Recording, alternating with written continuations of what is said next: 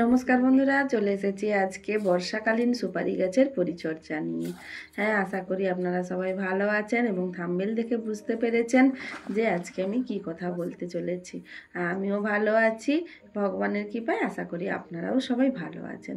চলুন, আমি এই চুটকি গার্ডেন ব্লগ থেকে শুরু করছি আজকে আমার নতুন ভিডিও। আগস্ট মাসে সুপারি গাছের পরিচর্যা। হ্যাঁ, একজন বেকার মানুষের কাছে অবশ্যই, যারা শিক্ষিত বেকার তারা যদি মাটিতে ফিরে আসতে চান, অবশ্যই কিন্তু এই চাষটা করে দেখতে পারেন। সুপারি গাছের মতো ভালো চাষ এবং কম পরিশ্রমে চাষ বোধহয় আমার কাছে, আমি বড় বাগান করেছি, এটার মতো অন্য কিছু আর মনে হচ্ছে না। তাই আপনাদেরকে আমি পরামর্শ দেবো, এই গাছের আপনারা পরিচর্যা করুন বা গাছ লাগান। গাছ লাগালে যেমন আমাদের প্রকৃতিও ভালো থাকবে, দুটো অর্থেরও সঞ্চয় হবে। সেই অর্থ উপার্জনের জন্য আপনারা কিন্তু শুরু করে ফেলুন এই ভিয়েতনাম সুপারি গাছ চাষ।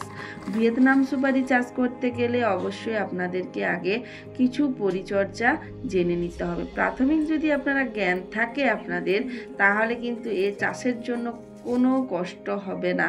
বা আপনারা ভাবছেন হয়তো গাছ করতে গেলে কি পরিশ্রম হতে পারে, বা আমি পরিশ্রমী কোথায় পাবো বা লোক কোথায় পাবো, সেসব আপনারা ভাবতে পারেন। কোনো কিছু ভাবার আপনাদের কিন্তু প্রয়োজন নেই। আপনারা আমাকে দেখে বুঝতেই পেরেছেন, আমি কিন্তু প্রায় নিজের হাতেই গাছগুলো পরিচর্যা করার চেষ্টা করি। সপ্তাহে একদিন দুদিন সময় দেবেন, দেখবেন ঠিক গাছ ঠিক হয়ে গেছে। সঙ্গে যদি একটু হেল্পিং হ্যান্ড পেয়ে যান, আর কোনো সমস্যা হবে না। চলুন এবার চলে আসি মূল কথায়। মূল কথাটা কি হলো না, এই বর্ষার কিছুদিন হয়ে গেছে, এবার একটু রোদ ঝলমলে আবহাওয়া, সেই সময় চলুন সুপারি গাছের পরিচর্যাগুলো কি করবেন। দেখুন, সুপারি গাছে কিছু কিছু সময় হলুদ পাতা হয়ে যায়, সেটার জন্য ভাববেন যে গাছগুলোতে কিন্তু পোকা লেগা শুরু হয়ে গেছে। সেই জন্য আপনারা প্রোফেক্স সুপার একটু স্প্রে করে দিতে পারেন, আর সঙ্গে বোরন মিশাতে পারেন। না হলে আর কিছু করার দরকার নেই, সুপারি গাছের বেশি পরিচর্যা করার প্রয়োজন হয় না। এবার চলে আসি সারের ব্যাপারে। প্রথমে আপনারা কিন্তু ডিএপি দিয়ে দেবেন, আর তারপরে দিয়ে দেবেন একটু করে সর্ষে খড়ি। সর্ষে খৈল যেটা দিচ্ছেন সেটা কিন্তু অবশ্যই প্রতি গাছ পিছু 200 গ্রাম করে দিয়ে দেবেন। আর ডিএপিটা আমি মুঠো করে দিয়েছি, আপনারা দেখেছেন 1 মুঠো 50 গ্রাম, আমি সেটা মেপেই নিয়েছিলাম। আপনারা ফুল মুঠো যদি দেখেন সেটা দেখে নেবেন। আর এখানে যেটা দেখানোর চেষ্টা করছি, দেখুন জৈব সারটা যেটা দিয়েছি, গোবর সারটা পুরো কেঁচো সহ। এই কেঁচো সহ আপনারা যদি দিতে পারেন খুব ভালো হয়, তাহলে গোড়ার যে মাটিগুলো সেগুলো কিন্তু খুব ভালো থাকে। আমি সেইভাবে কি করলাম, পুরো গাছের গোড়াতে এভাবে গোবর সার, প্রথমে ডিএপি, মাথায় রাখবেন প্রথমে ডিএপি।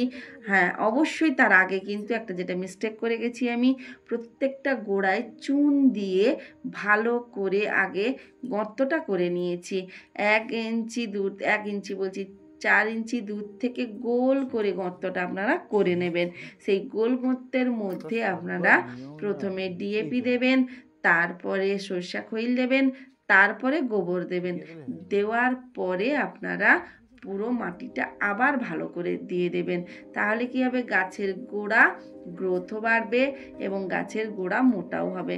আপনাদের হয়তো ভিডিওতে আমি সেভাবে তুলে দেখাতে পারছি না, আমার মাত্র 2 বছর পূরণ হয়েছে গাছগুলো, তাতেই দেখে বুঝতে পারছেন যে গাছগুলো কতটা পরিপূর্ণ হয়ে গেছে। এইভাবে দেখুন, গাছের যদি আপনারা পরিপূর্ণ করেন, অবশ্যই বছরে 2 বার করে খাবার দিতে হবে। আর এই বর্ষাকালটা হচ্ছে রাসায়নিক সার দেওয়ার উপযুক্ত সময়। এই যে ডিএপি বলুন, আর যদি ছোট গাছ থাকে একটু করে আপনারা ইউরিয়া দিতে পারেন। আমার গাছ বড় এবং মোটা হয়ে গেছে, তাই আমি আর ইউরিয়া দিইনি। এভাবে বাগানের পরিচর্যা অবশ্যই যদি আপনারা জানতে চান, আমার চ্যানেল চুটকি গার্ডেন ব্লগ সাবস্ক্রাইব করে রাখবেন পুরনোরা, আর নতুনরা কিন্তু সাবস্ক্রাইব করবেন, পুরনোরা লাইক কমেন্ট করবেন। সবাই ভালো থাকুন, সুস্থ থাকুন, রাধে রাধে।